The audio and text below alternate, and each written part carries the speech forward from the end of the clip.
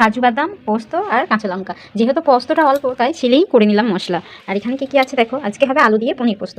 মটরশুঁটি, কাজু কিশমিশ, লঙ্কা, পনির আর ছোট্ট ছোটো করে অর্ধেকটা আলু কেটে নিয়েছি আর দুধ দেবো। আর এর সাথে যদি চালমগজ বাটা, আদা জিরে বাটা থাকতো আরও সুন্দর হতো। তো ওগুলো নেই, হাতের সামনে যেটা ছিল সেটা দিয়ে বানাবো। তো পুরো রান্নাটা আমি সাদা তেল দিয়ে করব। প্রথমে ওই কড়াইয়ে সাদা তেল দিয়ে দিয়েছি, দিয়ে আলুগুলো ভেজে নেবো। তো আলুগুলো ভেজে নিয়ে তারপরে পনিরটা ভাজবো। আগে পনিরটাও ভেজে নিলে ভালো হবে। যাই হোক, দেখুন একটা করছি, তারপরে পোস্তটা মেটে নেবো, নিয়ে তোমাদের দেখাচ্ছি। কড়াইয়ের মধ্যে কালো জিরে ফোড়ন দিয়ে, আর পোস্ত করতে সবাই জানে, তার এই যে কড়াইতে একটু কালো জিরে অল্প ফোড়ন দিয়ে পোস্তটা ওর মধ্যে ঢেলে দিলাম। একটা কাঁচা লঙ্কা ভেঙে দিয়ে দিলাম, আর এই কাজু কিশমিশ দিয়ে দিলাম, আর সাথে দিয়ে দেবো মটর,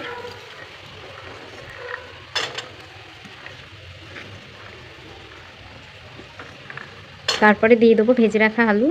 আর পনিরটা পোস্তর সময় বেশি লাল লাল করে না ভাজলেও হবে। তো আমি একদিকে মশলা করছিলাম আর একদিকে পনিরটা ভাজতে দিয়েছিলাম, তো পনিরটা একটু বেশি ভাজা হয়ে গেছে।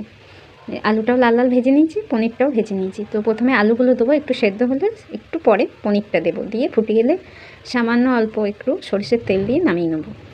সাদা খাবারের প্রত্যেকটা আইটেম সাদা সাদা। দুধটাও দিয়ে দিলাম আর পোস্ত বাটাটাও দিয়ে দিলাম, সাথে মটর আর কাজু কিশমিশ দিয়ে দিয়েছি। আলুটা ভাবছিলাম দিয়ে দেবো, কিন্তু এইবার দেবো, কারণ আলুটা আর পনিরটা যদি একসাথে দিই পনিরটা গলে যেতে পারে বা ভেঙে যেতে পারে। তো আলুটা হালকা সেদ্ধ হবে, তারপরে পনিরটা দেব। দেখো বন্ধুরা, একদম গরম গরম আলু দিয়ে পনির পোস্ত। তো আলুটাও এমন করে ভেজেছি, বোঝাই যাচ্ছে না যে আলু দিয়েছি পনিরের সাথে। তো চলো তোমরা দেখে বলবে আমার রান্নাটা কেমন হয়েছে। এইবার ছেলেকে ভাত দিয়ে দেবো, কারণ ভাত খেয়ে পড়তে যাবে। বাবু আসো, ভাত খেয়ে নেবে, চলে আসো। কিছুই বানাইনি, থালাটা একটু ঘুরিয়ে না। এটা হচ্ছে ধনে পাতার চাটনি, ওটা ফুলকপির রোস্ট।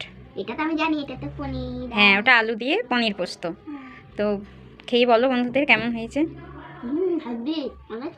টেস্ট। এবার নিজে হাতে সব ভাত খেয়ে নেবে তো। এরকম করে তোমার পছন্দের খাবার আমি বানিয়ে দেবো, যদি নিজে হাতে ভাত খেয়ে নাও। ঠিক আছে।